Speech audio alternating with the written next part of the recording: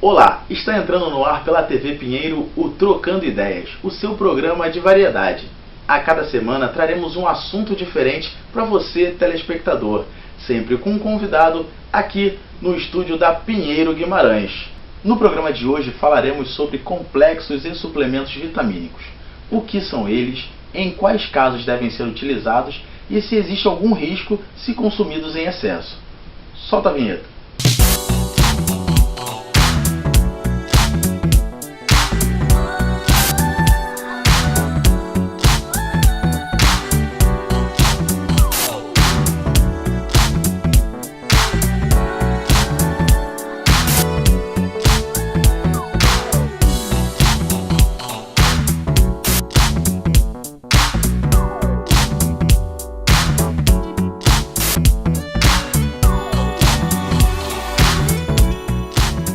Quem nunca teve dificuldade em fazer uma dieta balanceada e fez uso de suplementos alimentares? Neste programa, iremos debater como as vitaminas estão roubando a cena dos alimentos apropriados.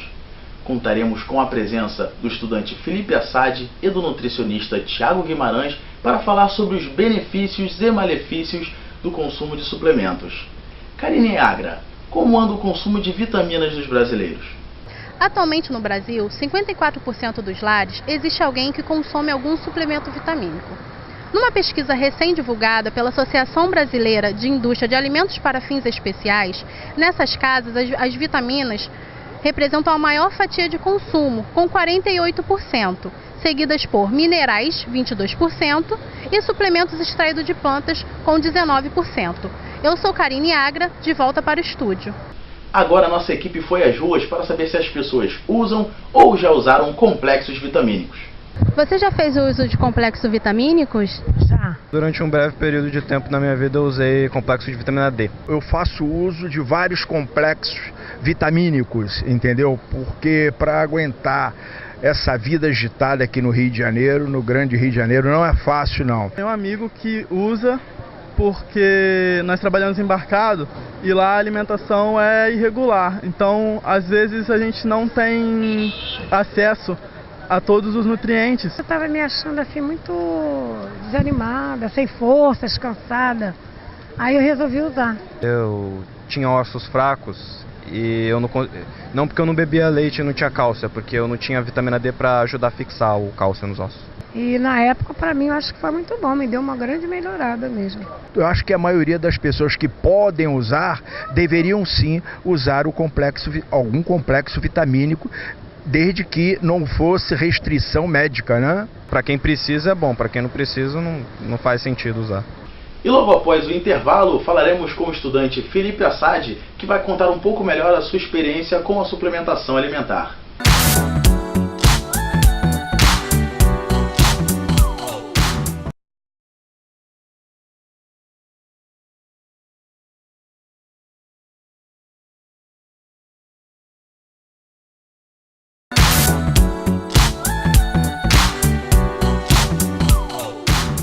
Voltamos com o programa Trocando Ideias e hoje estamos falando sobre suplementos e complexos vitamínicos.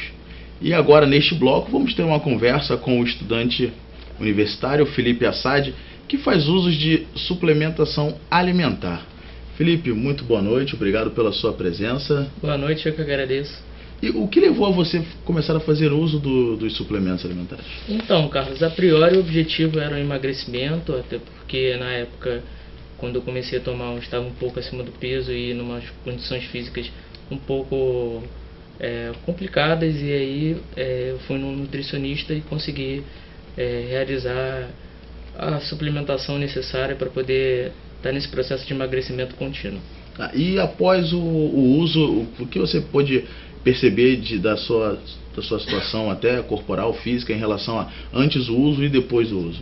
Então, antes do uso eu vivi até uma situação de atividade física não muito elevada, até por questões de trabalho e estudo que me possibilitavam na época de ter tempo para isso.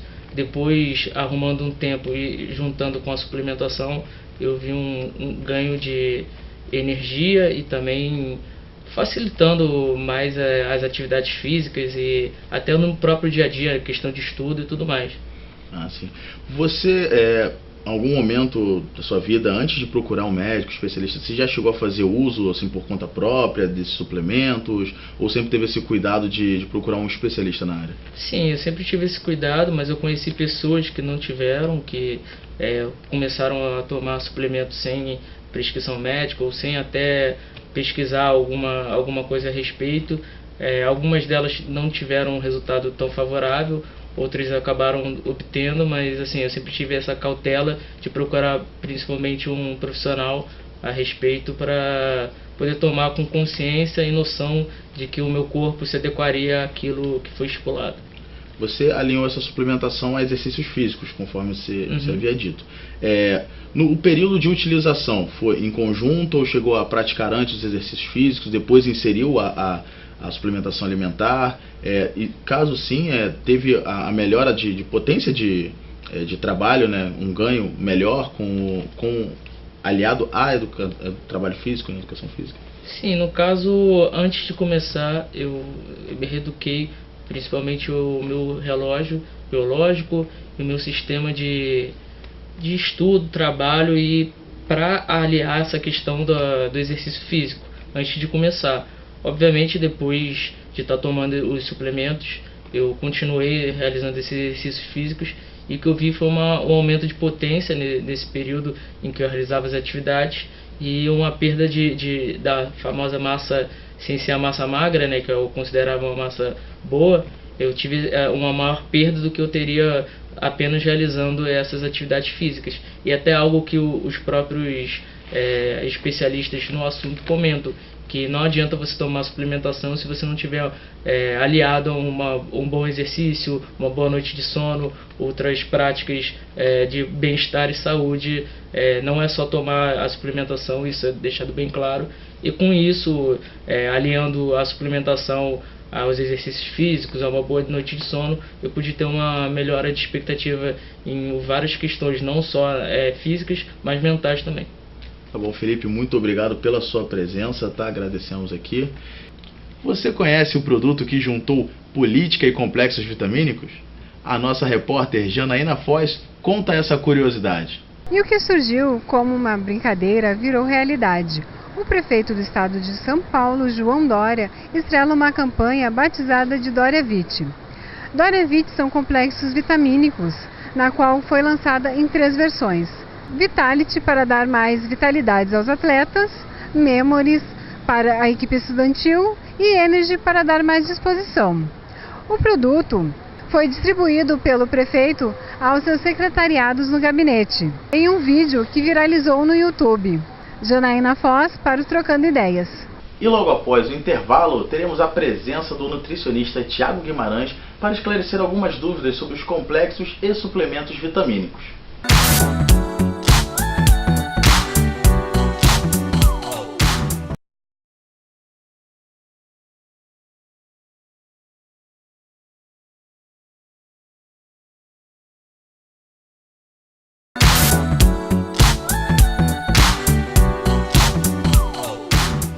Estamos de volta com o programa Trocando Ideias. E com o tema de hoje abordaremos assuntos sobre complexos e suplementos vitamínicos. E neste bloco contamos com a presença do nutricionista Tiago Guimarães. Boa noite, Tiago. Boa noite, Carlos. Obrigado pelo convite. Nada, vamos abordar hoje nosso tema, tá? Primeira pergunta, qual a diferença entre suplementos alimentares e complexos vitamínicos? Então, os suplementos alimentares, eles são produzidos pela indústria para poder ofertar os nutrientes que a alimentação comum, por diversos motivos, tem alguma dificuldade de ofertar, né? São os carboidratos, as proteínas, os lipídios e muitas vezes as vitaminas e minerais, e a pessoa faz o uso desse complemento para poder, justamente por conta de uma demanda energética aumentada, né? Ela faz uso disso para poder atingir a necessidade energética dela. E o complexo vitamínico é semelhante ao suplemento alimentar, só que são vitaminas e minerais exclusivamente, né, e não contém calorias na sua formulação. Então, você pode ter isso, uma vitamina específica, né, como é, por exemplo, o caso das gestantes, que sempre fazem uso do ácido fólico no início da gestação, ou seja, de praxe. E pode ser os complexos vitamínicos, né, já conhecidos no mercado, tem várias marcas que tem todas as vitaminas, né, quantidades específicas para atingir uma necessidade do organismo. Entendi. E para uma pessoa com uma alimentação completamente balanceada, ela consegue obter 100% das vitaminas e minerais que o corpo precisa? Essa é uma pergunta que todo nutricionista gostaria de responder, acredito eu, né? Porque a resposta é sim. Com uma alimentação balanceada, você consegue sim atingir toda a sua necessidade energética, inclusive de vitaminas e minerais. Existem algumas estratégias para você conseguir isso, e a principal delas é a variedade. A variedade no tipo de alimento que você consome, no tipo de preparação que você faz, geralmente aquele prato bem colorido, né, recomendado, não é de M&M, são verduras, legumes, né, saladas diferenciadas. Cada tipo de alimento tem uma quantidade específica de vitaminas e minerais, e quando você varia isso no seu cardápio diário, você consegue atingir sim 100% da sua necessidade. E os complexos, eles podem ser comprados sem prescrição médica, e qual seria a sua opinião sobre isso? Sim, eles podem ser comprados, inclusive é até fácil identificar, né? Se você entra numa farmácia hoje, você encontra uma seção específica só para vitaminas e minerais, né? Inclusive alguns suplementos alimentares também estão presentes em farmácias, lojas do ramo. E a única preocupação que eu tenho em relação a isso são os modismos que existem, né?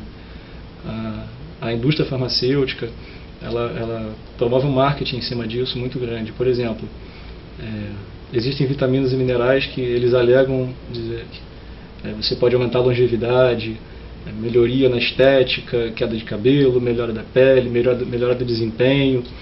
E as pessoas buscam esses suplementos achando que isso não tem na alimentação. E aí, às vezes, sem alterar o hábito de vida, sem alterar a sua alimentação em si, ou procurar um profissional responsável, elas vão e compram na farmácia acreditando que aquilo ali vai modificar a vida delas, né? Minha pele vai ficar ótima, mas eu não vou alterar minha alimentação por conta disso. Não existe medicamento milagroso. E qual seria o risco dessa autor? Justamente. O excesso de vitaminas, todo excesso de vitaminas no organismo, ele é expelido pelo corpo de alguma forma, seja pela urina, seja pelas fezes, mas em alguns casos pode sim provocar uma intoxicação, né? E por isso é tão importante que a pessoa siga a recomendação do profissional, seja do médico, seja do nutricionista, e fique atento aos sinais e sintomas que ela pode apresentar, né? Sempre se sentiu alguma coisa diferente, se está com algum sintoma, de repente aparente fisicamente, ou dor de cabeça, enfim, o que for, procurar o profissional responsável para que ele possa avaliar e prescrever em casos reais de necessidade de suplementação. Quais são as pessoas que mais procuram por um tratamento com os complexos? Na verdade, essa é outra questão interessante, porque hoje existe um excesso de informação na mídia, né? A internet veio aí facilitando a vida de todo mundo, mas ao mesmo tempo a informação ela chega de maneira desordenada. Então, muitas vezes no ambiente do consultório, a pessoa já chega para a gente fazendo uma sabatina, às vezes se o profissional conhece ou não tal suplemento, tal vitamina, tal formulação, que ela viu uma propaganda, quer saber das alegações nutricionais dela e tal. E muitas vezes só com uma alteração da alimentação dela, qualitativamente, quantitativamente, você já consegue um bom resultado em relação à saúde. Normalmente é estético, né, que a pessoa procura no consultório. E muitas vezes sai frustrado quando você passa uma dieta para ela, passa um planejamento alimentar e não inclui nenhum suplemento. E aí a gente tem que conversar, tem que explicar para ela, para o paciente, de que, né, depende do objetivo que você tem, cada indivíduo é um indivíduo diferente e você tem diversas maneiras de atingir o seu objetivo. E como nós falamos aqui agora, com alimentação, inclusive só, você consegue 100% das necessidades. E qual a maior carência que você vê nos seus pacientes em relação a vitaminas, né? E qual a importância de tal vitamina das vitaminas no nosso corpo, em geral? Sim, no consultório é bem comum você encontrar pacientes que têm alguma insuficiência de vitamina D. Interessante, porque a vitamina D, apesar de estar presente nos alimentos, o organismo não absorve, não é a principal fonte de absorção orgânica através dos alimentos. A vitamina D ela é produzida endogenamente através do contato com a luz solar. Então, em muitos casos, por exemplo, de idosos que ficam em casa muito tempo não saem para tomar sol, têm deficiência de vitamina D. Pessoas que trabalham em ambiente fechado durante muito tempo, não têm contato com o sol durante muito tempo também, podem ter uma carência dessa vitamina. E é uma vitamina importante porque ela meio que mantém os ossos, né? Ela cuida da saúde do tecido ósseo. Então, se você tem uma deficiência na infância, por exemplo, você pode ter problemas no crescimento, no desenvolvimento, desenvolver um raquitismo talvez. Nos idosos, você pode acelerar o processo da sarcopenia, que é um processo natural, e pode desenvolver osteoporose e outras doenças do tecido ósseo, entre outras, né? Tantas. Ok. Tchau, queria agradecer pela presença, muito obrigado por você ter vindo. Eu que agradeço o convite, obrigado. Agora que conhecemos um pouco mais sobre os complexos e suplementos vitamínicos, fica claro que é importante sempre consultar um profissional especializado antes de fazer a utilização deles. Este foi o Trocando Ideias, até a próxima semana.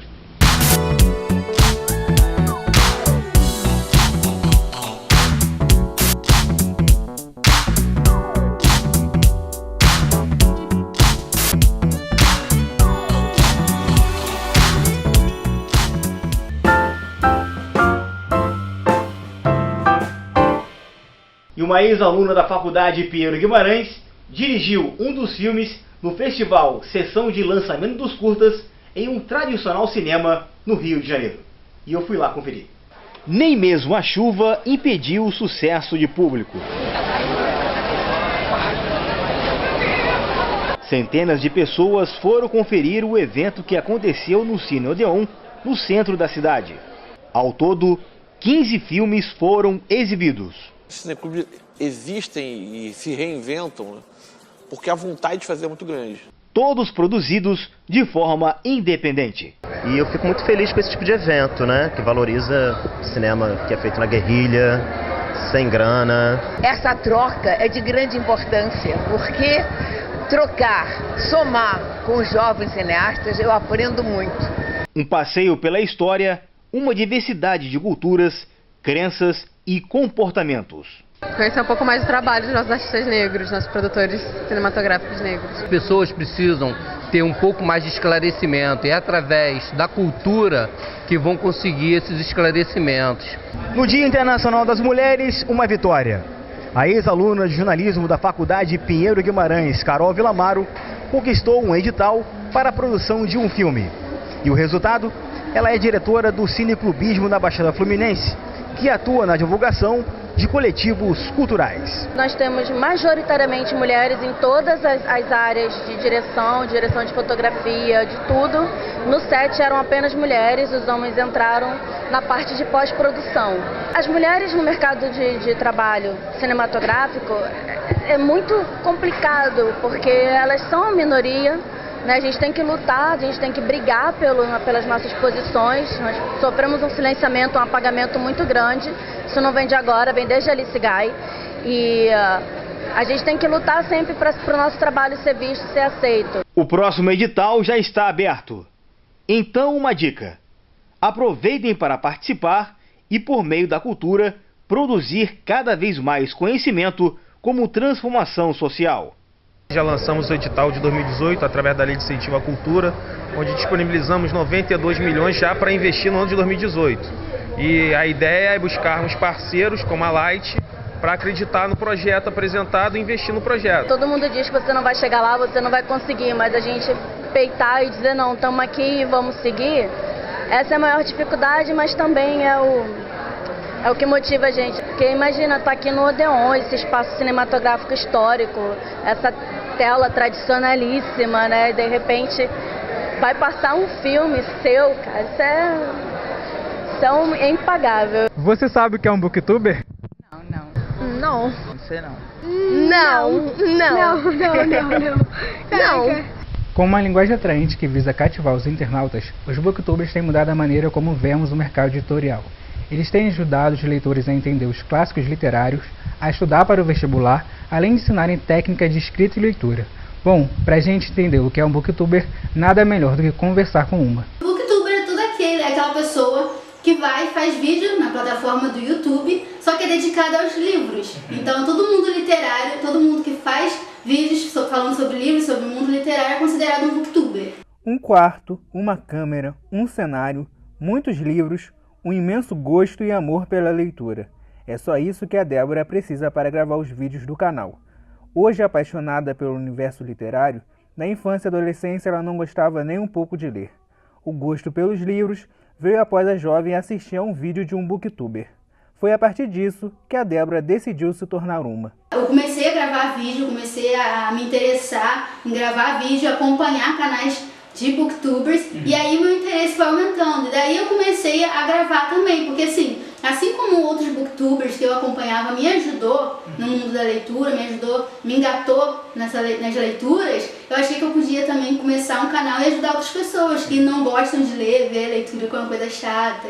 Com tanto sucesso, o novo fenômeno da internet tem atraído as editoras, livrarias e os autores, que buscam cada vez mais fazer parcerias com esses canais.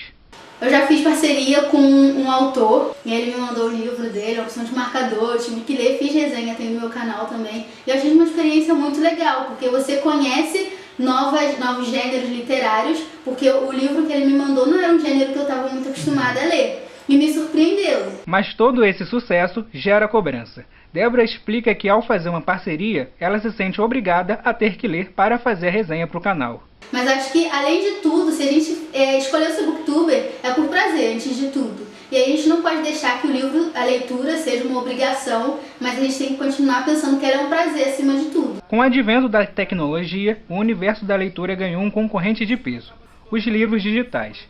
Aos 28 anos, a estudante de jornalismo Natália Castilho, que já leu mais de 1000 livros, aderiu à nova plataforma, mesmo sendo fascinada pelos livros físicos. No meu caso, eu tenho um leitor digital, um e-reader. Nele eu consigo levar 900 livros para qualquer lugar. Além da praticidade, os livros digitais são muito mais baratos que os livros físicos. E na hora de escolher entre um e o outro, a economia fala mais alto. Se for numa livraria física, você chega lá, o livro é um absurdo de caro. E a mesma livraria que você foi, se você entrar no site dela, ela é muito mais barata, sabe? Então, vale muito mais a pena você comprar livro digital do que comprar livro físico. A TV Pinheiro fica por aqui. E te espero no próximo programa. Até lá!